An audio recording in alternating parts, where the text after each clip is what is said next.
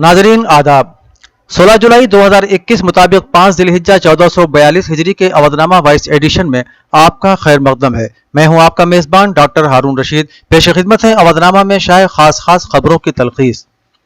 Supreme court ने मुल्क से गद्दारी के इल्तिजामात के इस्तेमाल को मुसलसल जारी रखने पर जुमेरात को सवाल खड़े किए और कहा कि आज़ादी के 74 साल बाद भी इस तरह के इल्तिजामात को कायम रखना बदबख्ताना है। Chief justice N V Ramana, justice AS Bopanna और जस्टिस ऋषिकेश राय की बेंच ने major general retired SG Vombatkere की अर्जी पर सुनवाई के दौरान अटॉर्नी जनरल KK वेणुगोपाल से ताजीरात हिंद IPC की दफा 124A कायम रखने के तुक पर सवाल खड़े किए। जस्टिस रमन ने मिस्टर वेणुगोपाल से पूछा कि आज़ादी के 74 साल गुजर जाने के बाद भी साम्राज्य दौर के इस कानून की क्या जरूरत है जिसका इस्तेमाल आजादी की लड़ाई को दबाने के लिए गांधी जी और बाल गंगा तिलक के खिलाफ किया गया था। सुप्रीम कोर्ट ने मरकजी हुकूमत से अहम सवाल किया। अदालत उज़्मा ने पूछा कि आज मुल्क की आजादी के 75 साल मुकम्मल होने के बाद भी गद्दारी से मुताल्लिक कानून की क्या जरूरत है।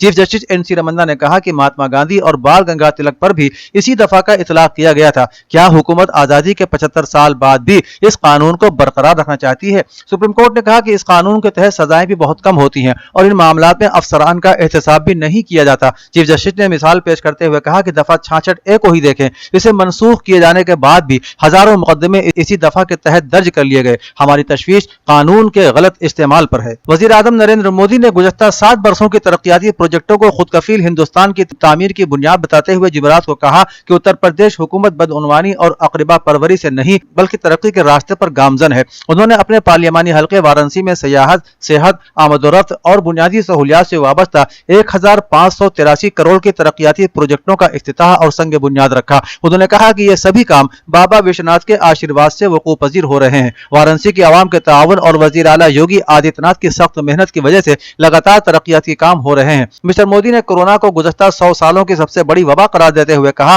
कि दुनिया के कई ममालिक से ज्यादा आबादी वाले यूपी में इन बहरान से मजबूती से मुकाबला किया गया। इसके लिए सेहत और दीगर कोरोना वॉरियर्स ने अपनी जिंदगी पर खेल कर हम सब का तहफ़्फ़ुज़ किया। वाराणसी के बाशिंदों ने इस बहरान की घड़ी में एक दूसरे की मदद की। यह बहुत ही काबिल तारीफ काम है। वज़ीर आज़म ने कहा कि उत्तर प्रदेश में सड़क, सेहत, रेल, बिजली, ज़राअत समेत हर शोबे में लगातार तरक्की हो रही है। Defence corridor, Purvanchal expressway, Bundelkhand expressway से रोजगार के नए मौके पैदा होने के साथ ही उसके आसपास के गांव बाशिंदों की जिंदगी आसान हुई है।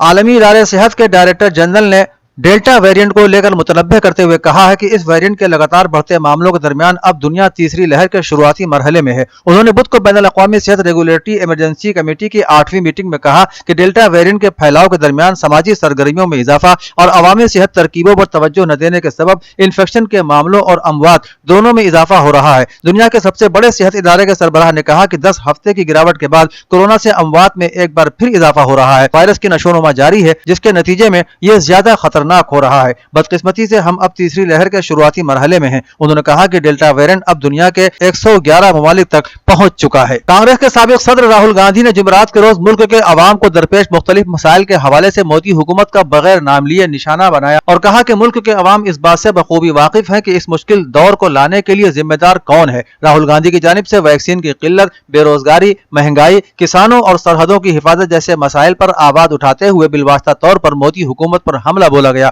उन्होंने ट्विटर पर लिखा, सदियों का बनाया पलों में मिटाया, देश जानता है कौन ये कठिन दौर लाया। उन्होंने ट्वीट में कहा कि जुमले हैं, वैक्सीन नहीं। इसी ट्वीट के साथ उन्होंने एक खबर का स्क्रीनशॉट भी शेयर किया जिसमें बताया गया कि दिल्ली समेत कई रियासतों में वैक्सीन की किल्लत के सबब मुतअद्दिद टीकाकारी के सेंटर को बंद करना पड़ा। ट्वीट में उन्होंने लिखा था, सिर्फ वज़रा की तादाद बढ़ी है, वैक्सीन की नहीं। वैक्सीन कहां है? सुप्रीम कोर्ट ने उत्तर प्रदेश में डीजे के इस्तेमाल पर मुकम्मल पाबंदी से मुतालिक इलाहाबाद हाई कोर्ट के हुक्म को मुस्तरद कर दिया। हाई कोर्ट के हुक्म को रोकते हुए सुप्रीम कोर्ट ने कहा कि लाइसेंस लेने के बाद ही डीजे बजाया जा सकता है। सुप्रीम कोर्ट ने कहा कि जिस दरखास्त पर हाई कोर्ट का हुक्म जारी किया गया है वहां डीजे पर पाबंदी आयद करने का मुतालबा नहीं किया गया। सुप्रीम कोर्ट ने कहा कि हाई कोर्ट में दायर दरखास्त में सिर्फ एक ही इलाके में डीजे शोर से रिलीफ मांगा गया था। अदालत ने यह भी कहा कि हाई कोर्ट ने मुतासरा फरीक की समाअत किए बगैर एक जामे हुक्म मंजूर कर लिया। दरअसल 2019 में इलाहाबाद हाई कोर्ट ने पूरी रियासत में डीजे पर पाबंदी आयद कर दी थी जिसे सुप्रीम कोर्ट ने मुस्तरद कर दिया।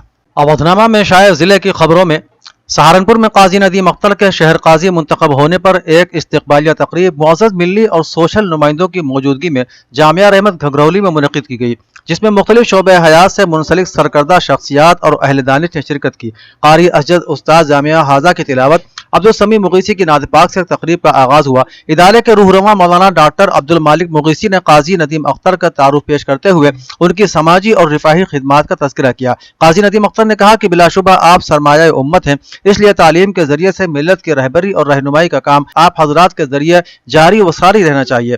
پروگرام کا اختتام مولانا عبد الخالق مغیثی کی دعا پر ہوا۔ حکومت اتر پردیش کی جانب سے آبادی کنٹرول قانون نافذ کیے جانے کے اعلان کے بعد سماجوادی پارٹی کے سینئر لیڈر اور درجہ حاصل سابق ریاستی وزیر سید عیسیٰ رضا نقوی کا کہنا ہے کہ آبادی کنٹرول قانون نافذ ہونے کے بعد رحم مادر میں لڑکیوں کو مارنے کے واقعات میں اضافہ ہوگا۔ انہوں نے کہا کہ اس قانون کا اثر مسلمانوں پر پڑنے والا نہیں ہے، کیونکہ مسلمانوں پر سرکاری ملازمت کے راستے پہلے سے ہی بند ہیں۔ باوجود اس کے اس پالیسی کا رخ مسلمانوں کی جانب کرنے کی کوشش کی جا رہی ہے تاکہ معاملے کو فرقہ وارانہ رنگ دیا جا سکے۔ رامپور سے رکن پارلیمان اور سماجوادی پارٹی کے قداور رہنما اعظم خان کی لکھنؤ کے میدانتا ہسپتال سے سیتاپور جیل منتقلی پر ان کی اہلیہ تزئین فاطمہ نے کہا کہ اعظم خان کی اسپتال سے جیل منتقلی بڑی سازش کا حصہ ہے۔ انہوں نے کہا کہ اعظم خان کی صحت ابھی اطمینان بخش نہیں کہی جا سکتی۔ 3 دن قبل ہی ان کا آکسیجن لیول کم ہو گیا تھا، اس لیے انہیں فی الوقت علاج کی سخت ضرورت ہے۔ تزئین فاطمہ نے مزید کہا کہ آئین ہند ہر انسان کو جینے کا حق دیتا ہے اور اقتدار کے نشے میں چور حکومت ایک رکن پارلیمان کو علاج کا حق بھی نہیں دے رہی ہے، جو کہ ظلم کی انتہا ہے۔ انہوں نے کہا کہ اگر جیل میں اعظم خان کی طبیعت خراب ہوتی ہے یا انہیں کچھ ہوتا ہے تو اس کے ذمہ دار انہیں جبرن جیل میں منتقل کرنے والے ہوں گے۔ سنبھل الیکشن کمیشن آف انڈیا کی ہدایت کے مطابق MGM کالج میں رائے دہندگان بیداری مہم کے تحت پروگرام میں کالج کے پرنسپل ڈاکٹر عابد حسین نے اس کی اہمیت پر تفصیل سے روشنی ڈالتے ہوئے کہا کہ ہمارا ملک دنیا کی سب سے بڑی جمہوریت ہے جہاں ہر شہری کو آئین کے مطابق آزادی حاصل ہے۔ اگر حکومت کی پالیسیوں سے عوام مطمئن نہیں ہے تو انہیں ایک ووٹ کی طاقت سے بدلا جا سکتا ہے۔ ہمارا ایک ووٹ بے حد قیمتی ہے، مگر ہم اپنی مصروفیات اور کاروباری زندگی کی الجھنوں کی وجہ سے اپنے ووٹ کو استعمال کرنے سے رہ جاتے ہیں، جو بہت افسوسناک پہلو ہے۔ الیکشن کمیشن مسلسل اس بات کی کوشش کرتا رہا ہے کہ کوئی بھی شہری اپنا ووٹ ڈالنے سے محروم نہ رہے۔ پروگرام کی صدارت پرنسپل ڈاکٹر عابد حسین حیدری نے کی، جبکہ نظامت کے فرائض ہندی شعبے کے اسسٹنٹ پروفیسر ڈاکٹر فہیم نے بخوبی انجام دیے۔ شہر امروہہ کی سماجی شخصیت سید عتیق الحسن نقوی کی برسی کی مجلس کو خطاب کرتے ہوئے نامور عالم دین مولانا سید یعقوب عباس نے کہا کہ عصر حاضر میں جدید ترین تعلیم کی بہت ضرورت ہے۔ ملک کے نوجوان جدید تعلیم حاصل کر کے ملک کی ترقی کا حصہ بنے۔ اس دوران ممبئی سے تشریف لائے ممتاز ٹی وی آرٹسٹ اور بھابھی جی گھر پر ہے نامی مشہور سیریل کے مرکزی کرداروں میں شامل مشہور اداکار سلیم زیدی عرف ٹلو نے بارگاہ امامت میں منظوم نذرانہ عقیدت پیش کیا اور سامعین سے داد و تحسین حاصل کی۔ انہوں نے بارگاہ رسالت میں تحفہ ناز کے بعد حضرت علی علیہ السلام کی شان میں منفرد انداز میں کلام پیش کیا۔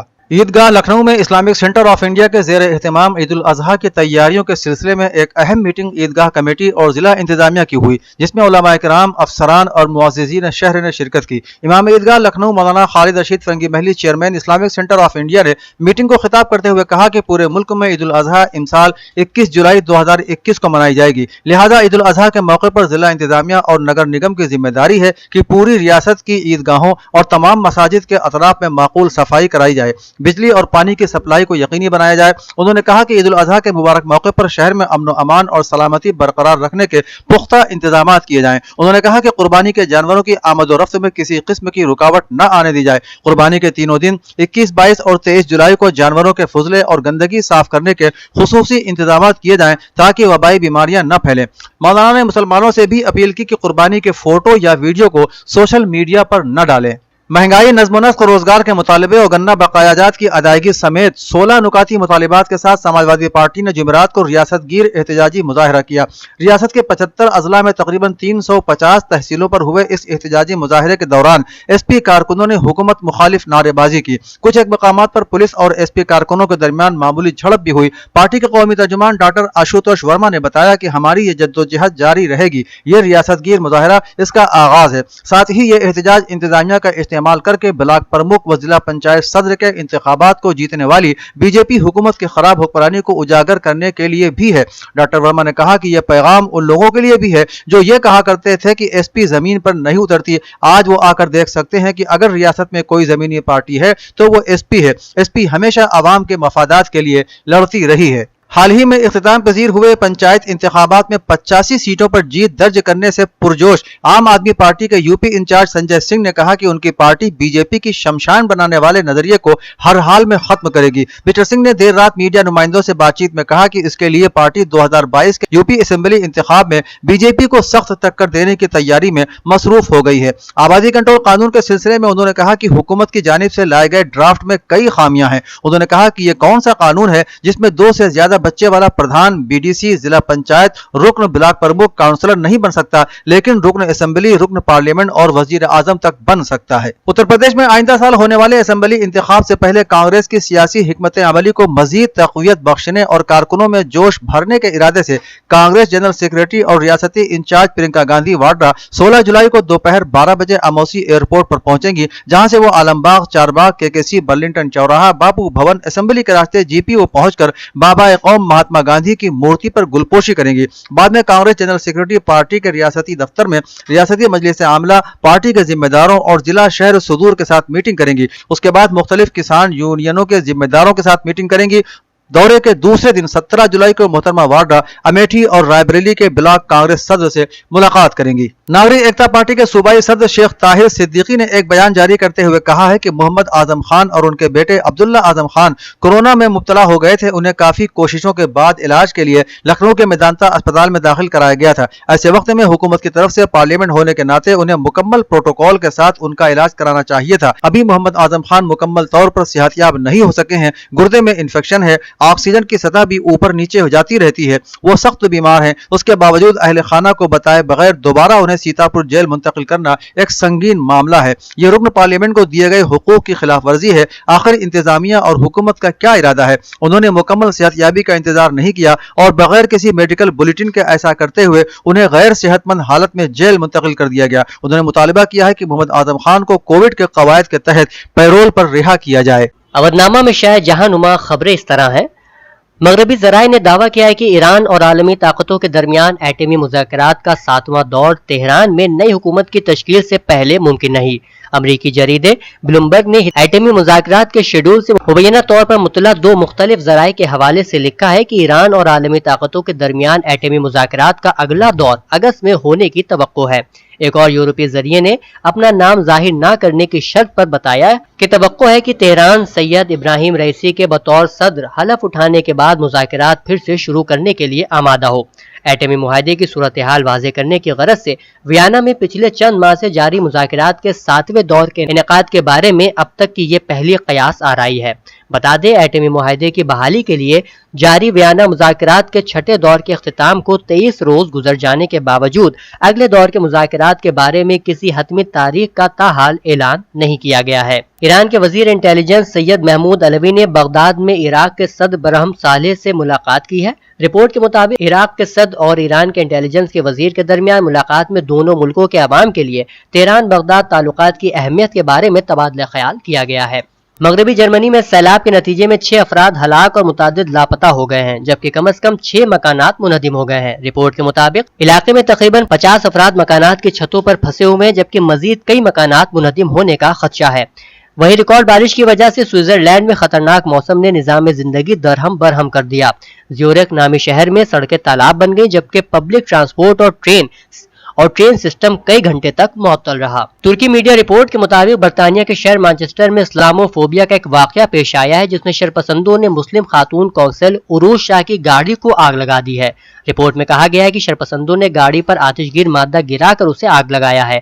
आग इस कदर शदीद थी कि इसके शोले उरूज शाह के पड़ोस में वाक़े घर तक जा पहुंचे। बरतानवी पुलिस ने 23 साला मुश्तबा शख्स को गिरफ्तार करके तहकीकात शुरू कर दी है। अफगानिस्तान के लिए रूस के आला ओहदेदार ने अफगान हुकूमत पर मुनाफिकत का इल्जाम आयद करते हुए कहा है कि मुल्क के मुस्तकबिल के लिए तालिबान के साथ बाकायदा मुज़ाकरात शुरू करने की जरूरत है, इससे पहले कि बहुत देर हो जाए। गैर मुल्की खबर एजेंसियों की रिपोर्ट के मुताबिक अफगानिस्तान के लिए रूसी सदर व्लादिमीर पुतिन के नुमाइंदा खुसूसी जमीर कुबुलोफ ने ताजिकिस्तान में अफगानिस्तान के हवाले से बात करते हुए खबरदार किया। कुबुलोफ ने रूसी न्यूज एजेंसी को इंटरव्यू में कहा कि अफगान हुकूमत मुज़ाकरात के मामले में सिर्फ लब कुशाई से काम ले रही है, जो काफी नहीं है।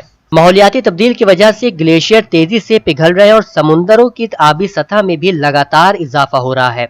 لیکن اب ناسا نے موسمی تبدیلی کو لے کر ایک نیا اندیشہ ظاہر کیا ہے۔ ناسا کا کہنا ہے کہ موسمی تبدیلی کے پیچھے ایک بڑی وجہ چاند بھی ہو سکتا ہے۔ ناسا نے مستقبل قریب میں چاند کے اپنے ہی محور پر ڈگمگانے کا امکان ظاہر کیا ہے۔ اپنی ایک رپورٹ میں امریکہ کے اسپیس ایجنسی ناسا نے کہا ہے کہ جس طرح سے ماحولیاتی تبدیلی میں تیزی آ رہی ہے اور سمندر کی آبی سطح بڑھ رہی ہے، ایسے میں 2030 میں چاند اپنے محور پر ڈگمگا سکتا ہے۔ چاند کے اس طرح سے ڈگمگانے سے زمین پر تباہناک سیلاب آ سکتا ہے۔ ناسا کے ذریعے کی گئی تحقیق پر مبنی رپورٹ ماحولیاتی تبدیلی سے متعلق جرنل نیچر میں گزشتہ ماہ شائع ہو چکی ہے۔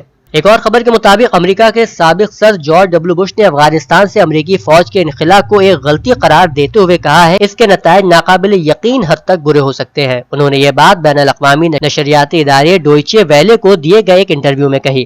سابق امریکی صدر نے کہا کہ انہیں خدشہ ہے کہ افغانستان کی موجودہ صورتحال سے وہاں کی خواتین اور لڑکیوں کو ناقابل بیان نقصان پہنچ سکتا ہے۔ بتا دیں کہ جارج ڈبلیو بش امریکہ کے وہ صدر ہیں جن کے دور صدارت میں 20 برس قبل امریکی افواج افغانستان میں طالبان اور ملا عمر کی حکومت کے خلاف کارروائی کے لیے داخل ہوئی تھی۔ اودھ نامہ میں شائع مضامین کو مکمل طور پر پڑھنے کے لیے اودھ نامہ کی ویب سائٹ www.awadhnama.com پر وزٹ کریں اور ای پیپر پر کلک کریں۔